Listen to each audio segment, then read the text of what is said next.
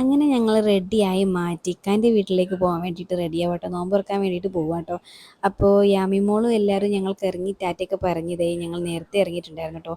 പിന്നെ ഒന്നാമത് ഭയങ്കര വെയിലാണല്ലോ.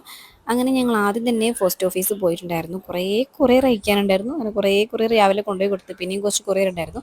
അങ്ങനെ കൊറിയറൊക്കെ അയച്ചതിന് ശേഷം നേരെ ഞങ്ങൾ റെയിൽവേ സ്റ്റേഷനിലെത്തിട്ടോ. ഉച്ചയായപ്പം ട്രെയിൻ വന്നിട്ടോ. സാധാരണ ഞങ്ങൾ റിസർവേഷൻ എടുത്തിട്ടാണ് പോകാറുള്ളത്. ഈ പ്രാവശ്യം ഞങ്ങൾ എന്തായാലും AC ബുക്ക് ചെയ്തിട്ടായിരുന്നു പോയത്. കഴിഞ്ഞ വട്ടം ഞങ്ങൾ പോയപ്പോൾ മോള് ഭയങ്കരമായിട്ട് കരച്ചിലായിരുന്നു. കാരണം ഈ ചൂട് സഹിക്കാൻ പറ്റാണ്ട്. പക്ഷേ AC ആയതുകൊണ്ട് തന്നെ ഓള് നല്ല കംഫർട്ടബിൾ ആയിരുന്നു കേട്ടോ. ഓള് ഓക്കെ ആയിരുന്നു. ഞങ്ങൾ തന്നെ ഫസ്റ്റ് ടൈം ആട്ടോ AC പോകുന്നത്. ഞാൻ ഡെലിവറി ടൈമിന് പോലും ഭയങ്കര ചൂടായിട്ട് പോലും ഞങ്ങൾ AC പോയിട്ടില്ലായിരുന്നു. എന്തായാലും ഇപ്പം മോളെ കംഫർട്ടബിളിന് വേണ്ടിയിട്ടാണ് AC എടുത്തത്. ഓൾക്ക് നല്ല കംഫർട്ടബിൾ ആയിരുന്നു. എന്തായാലും ഓൾ കുറേ നേരം അടങ്ങിയിരിക്കുകയും ചെയ്ത്. അത് കഴിഞ്ഞ് ഞങ്ങൾ തൃശ്ശൂർ ഇറങ്ങി നേരെ ബസ് കിട്ടിട്ടോ വടക്കഞ്ചേരിക്ക്. ഞങ്ങൾ വടക്കഞ്ചേരി എത്തിട്ടോ, വൈകുന്നേരമായിട്ടുണ്ടായിരുന്നു എത്തിയപ്പോൾ. അങ്ങനെ പിന്നെ വടക്കഞ്ചേരി വന്ന് ഇറങ്ങിയത് നേരെ വീട്ടിലേക്കുള്ള ബസ്സും കിട്ടിട്ടോ. അങ്ങനെ വീട്ടിലേക്ക് ഇറങ്ങി കുറച്ചൊന്നും നടക്കാനുണ്ടായിരുന്നേ, വണ്ടി ഇല്ലാത്തതുകൊണ്ട് തന്നെ ഞങ്ങൾ കുറച്ച് നടന്നതേ ഞങ്ങൾ വീട്ടിലേക്ക് എത്തിട്ടോ.